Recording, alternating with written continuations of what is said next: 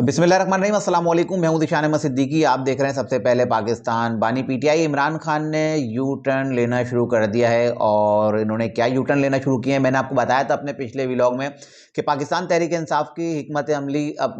तब सामने आएगी जब वज़ीर आला केपी के अली अमीन गंडापुर इमरान खान साहब से मुलाकात करने जाएंगे। और जब उनसे मुलाकात करके आएंगे तो उसके बाद जो है वो इमरान खान साहब की आइंदा की हिकमत अमली बताएंगे। और कुछ जो ज़राए से खबरें हैं उससे यही है कि अब बानी पीटीआई इमरान खान जो हमेशा की तरह जो हमेशा अपने बयानात देते हैं और जो उनके शुरू से लेके अब तक जो मौक़िफ़ था, एक एक करके अपने तमाम मौक़िफ़ से पीछे हटते जा रहे हैं। तो अब वो अपने मज़ीद किन मौक़िफ़ से पीछे हटे हैं, इस पर मैं बात करूँगा। लेकिन इससे पहले मैं बात करता हूँ कि कल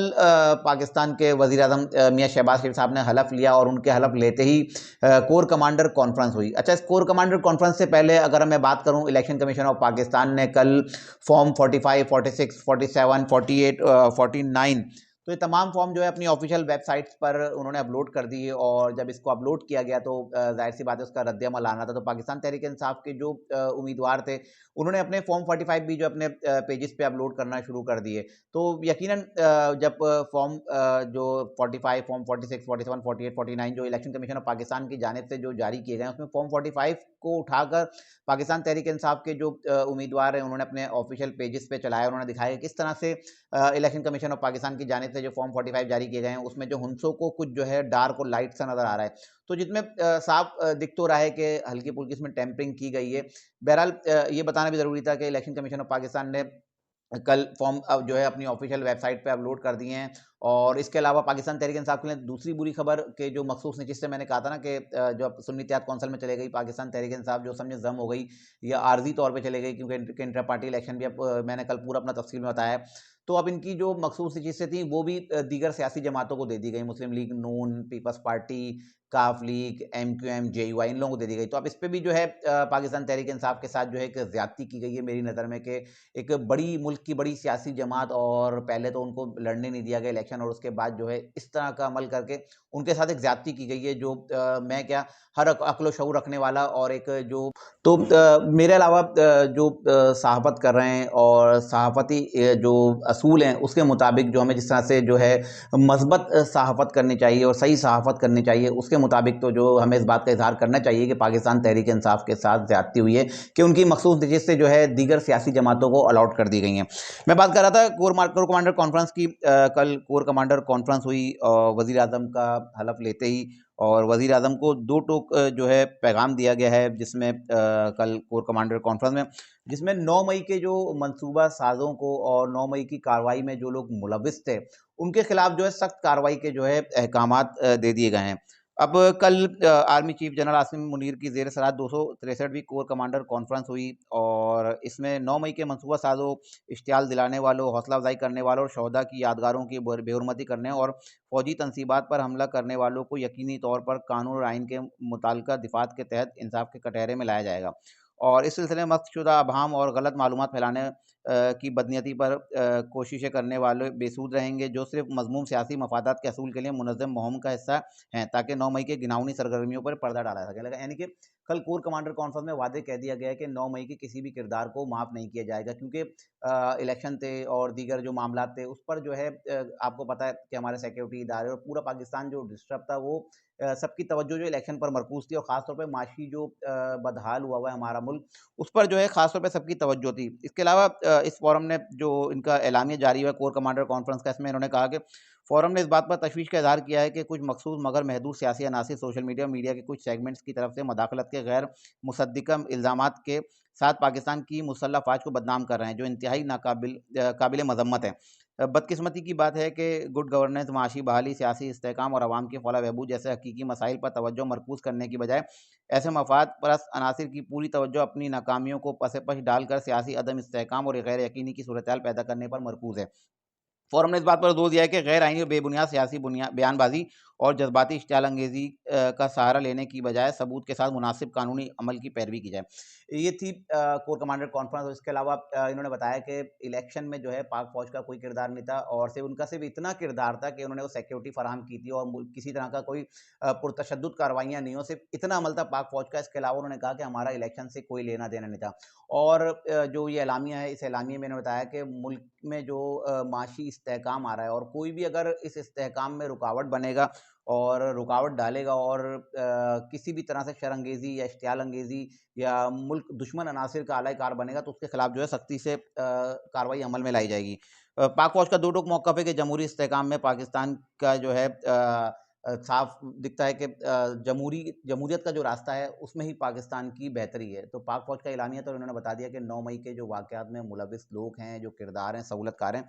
उनको जो है अब तो सज़ा से कोई नहीं बचा सकता। अब मैं आता हूँ अपनी अपनी असली खबर की तरफ। अब कल अली अमीन गंडापुर साहब जो है बानी पीटीआई इमरान खान साहब से जेल में मिले और उसमें जो है उनको दो टोक बता दिया गया है कि आपने जो है वफाक के साथ चलना है और आपने इदारों से अब टकराव नहीं करना, आपने एस्टेब्लिशमेंट के खिलाफ कोई बयान नहीं देना और अलबत्ता एहतजाज का सिलसिला आपने जारी रखना है। तो अब साफ वाज़ेह हो चुका है कि अली अमीन गंडापुर जो है अब मिलकर चलेंगे, वफाक से जो है इनके साथ बैठेंगे भी और जो एक देखा जा रहा था ना, जो एक तासुर था कि अली अमीन गंडापुर साहब शायद जो है वफाक के साथ नहीं बैठेंगे और मुल्क में एक गैर यकीनी किसी सूरत हाल होगी। लेकिन अब अली अमीन गंडापुर को इमरान खान ने कह दिया है कि आप जो है वफाक से टकराव नहीं करिएगा और वफाक के साथ बैठें और इनके साथ मिलकर चलें। अब यकीनन जो मीटिंग्स हुआ करेंगी वफाक की, जो जैसे नेशनल सिक्योरिटी की मीटिंग है, इसके अलावा इकोनॉमिक्स कोऑर्डिनेशन कमेटी है और इसके अलावा SICPF की मीटिंग्स हैं। तो इन मीटिंग्स में आप देखिए अली अमीन गंडापुर आपको बैठे हुए नजर आएंगे और अगर वज़ीर आज़म पाकिस्तान मियां शहबाज शरीफ अगर KPK के दौरे पे भी जाते हैं तो वहाँ इनको वेलकम भी किया जाएगा और इनको जो है बतौर वज़ीर आज़म जो है ट्रीट भी किया जाएगा। हाँ, अलबत्ता सिर्फ एक है जो मैं बात अब क्लियर कर दूँ, बता दूँ बिहात के मखसूस नशिस्तों का जो मामला है ना, जैसे वफाक में और दीगर सूबों में दे दी गई, लेकिन KPK में इस पर जो है जो पाकिस्तान तहरीक इंसाफ के लोगों ने बशमूल सुन्नी इत्तेहाद कौंसिल ने फैसला किया है कि यहाँ जो मखसूस नशिस्तों पर जिनको अलॉट करेगा इलेक्शन कमीशन ऑफ पाकिस्तान, उनका हलफ जो है स्पीकर कौमी सूबाई असम्बली नहीं लेंगे। जो KPK के स्पीकर हैं वो उनका हलफ नहीं लेंगे। तो ये बात भी मैं क्लियर करता चलूँ, तो अब अली अमीन गंडापुर जो है इनके साथ चलेंगे और इसके अलावा अगर मैं बात करूँ इमरान खान साहब की, तो इमरान खान साहब भी अब जो है आहिस्ता-आहिस्ता जो है मुज़ाकरात की तरफ आ रहे हैं। अब इमरान खान साहब ने जो है जो धांधली की गई है और जब इलेक्शन कमीशन ऑफ पाकिस्तान की जानिब से कल अपनी ऑफिशियल वेबसाइट पर फॉर्म 45 और दीगर फॉर्म्स जारी कर दिए गए और इसके अलावा मखसूस नशिस्तें जो दी गई हैं उस पर इमरान खान साहब ने अपनी जो जिनके अरकान हैं, सदूर हैं, जो इनके और इनकी पूरे कैबिनेट को और इनके लोगों को इन्होंने पैगाम दिया कि इतवार को जो है आपने मुल्कगीर एहतजाज करना है। तो अब पाकिस्तान तहरीक इंसाफ के लोग जो है मुल्कगीर एहतजाज करेंगे, लेकिन पुरअमन एहतजाज करेंगे और उनको वाज़ेह तौर पर इनकी हिदायत दे दी गई है और इनको बता दिया गया है कि आपने तोड़-फोड़ नहीं करनी, आपने कहीं रूट ब्लॉक नहीं करना, कहीं आपने इंतशार नहीं फैलाना, कोई ऐसी तकरीर नहीं करनी। हाँ, अलबत्ता अगर आपने तकरीर करनी है, वो आपने करनी है सिर्फ़ इलेक्शन कमीशन ऑफ पाकिस्तान के खिलाफ और 3 सियासी जमातें, जिसमें पाकिस्तान मुस्लिम लीग नून, पीपल्स पार्टी और MQM है। और उन्होंने एस्टेब्लिशमेंट और फ़ौज के खिलाफ जो है अब वाज़ेह तौर पे कह दिया है कि अब कोई भी जो है पाक फ़ौज और एस्टेब्लिशमेंट का नाम नहीं लेगा। अब जितना भी मलबा आप लोगों ने डालना है, वो सारा मलबा आपने डालना है इन पर नून लीग पर, इलेक्शन कमीशन ऑफ पाकिस्तान पे, पीपल्स पार्टी पर, MQM पे, कि आप लोगों ने जो है धांधली की है। अब एस्टेब्लिशमेंट हमको समझ में आ गया, इमरान खान साहब को देर से समझ में आई, लेकिन समझ में आ गई कि इदारों से टकराव जो है किसी सूरत भी उनके हक में बेहतर नहीं है। इसके अलावा इन्होंने ये भी कह दिया कि वो यूट्यूबर्स जो पाकिस्तान के खिलाफ साजिश कर रहे हैं और पाकिस्तानी इदारों के खिलाफ, रियासत के खिलाफ जो साजिश कर रहे हैं और इस तरह के व्लॉग्स करते हैं जिससे रियासत को नुकसान पहुंच रहा है। तो कल मैंने बताया था आदिल राजा और हैदर मेहदी से तो उन्होंने लाताल्लुकी का ऐलान कर दिया, लेकिन अब इमरान रियाज, असत्तूर और दीगर इस तरह के जो दीगर व्लॉगर्स हैं उनके हवाले से भी ये खबर है कि अब देख लीजिएगा पाकिस्तान तहरीक इंसाफ के लोग, इनफरादी तौर पे तो कोई कर सकता है, लेकिन ऑफिशियली जो है पाकिस्तान तहरीक इंसाफ की जानिब से इनकी गिरफ्तारी या इनके मामलात की मजम्मत नहीं की जाएगी, क्योंकि वो तमाम लोग हैं जो रियासत मुखालिफ और फौज मुखालिफ, एस्टेब्लिशमेंट मुखालिफ, ये लोग जो है व्लॉग्स करते हैं। अब पाकिस्तान तहरीक इंसाफ के बानी पीटीआई इमरान खान को अब आहिस्ता-आहिस्ता देखिएगा रिलीफ मिलना शुरू हो जाएगा, क्योंकि अब इन्होंने यू टर्न ले लिया है। पहले तो यही कहते थे ना कि गुलामी से निजात दिलाऊंगा और इनके सारे लोग किनको बुरा भला कहते आ रहे हैं। अब कल जब कोर कमांडर कॉन्फ्रेंस हुई उसके बाद आप देखें सोशल मीडिया पर यही पाकिस्तान तहरीक इंसाफ के लोग हैं और मीम्स बनाए हुए हैं, लेकिन इन सब की भी जो अब जो है शामत आ गई और पाक फौज ने कह दिया और दो टोक मौक़िफ़ है कि जो रियासत और रियासती इदारों पर इस तरह के जो जुमले कसेगा या इनके खिलाफ सोशल मीडिया ट्रोलिंग करेगा, तो इनके खिलाफ जो है भरपूर कार्रवाई जो है अमल में लाई जाएगी। अब वो तमाम सोशल मीडिया जो यूज़र्स हैं उनसे यही कहूँगा कि अब ज़रा सोच समझ के और अपने हाथ-पाँव बचाकर कोई पोस्ट करिएगा, क्योंकि अब पाक फ़ौज का दो टोक मौक़िफ़ सामने आ गया है और उन्होंने कह दिया है कि रियासती इदारों और रियासत पर हमला किसी सूरत बर्दाश्त नहीं किया जाएगा। और 9 मई के लोग जो समझ रहे थे कि उनको रिलीफ मिल गया और वो आज़ाद हो गए, तो अब इदारे उसको भूले नहीं थे और लोग समझ रहे थे ना कि वो बयानिया दफ़न हो गया और 9 मई वाला, और पाक फ़ौज उस चीज़ को भूल गई और 9 मई वाला कहानी खत्म। लेकिन पाक फ़ौज की कल कोर कमांडर कॉन्फ्रेंस में सबसे अहम मौक़िफ़ यही था, अहम नुकात यही था कि 9 मई के वाक़यात में जो लोग मुलविस थे उनको किसी सूरत माफ़ नहीं किया जाएगा। अलबत्ता इमरान खान साहब ने तो कह दिया है के इदारों के खिलाफ नहीं जाना, और उनको अब समझ में आ गई है। और उनका ये भी एक मैं यू टर्न कहूँगा, क्योंकि उनकी तो असल जंग ही किन से थी सबको पता है, मुझे बार बार बताने की ज़रूरत नहीं है। और इमरान खान साहब को अब रिलीफ मिलना शुरू होगा, देख लीजिए इस्लामाबाद हाई कोर्ट से, और उनकी अब ज़मानतें होना शुरू हो जाएंगी। लेकिन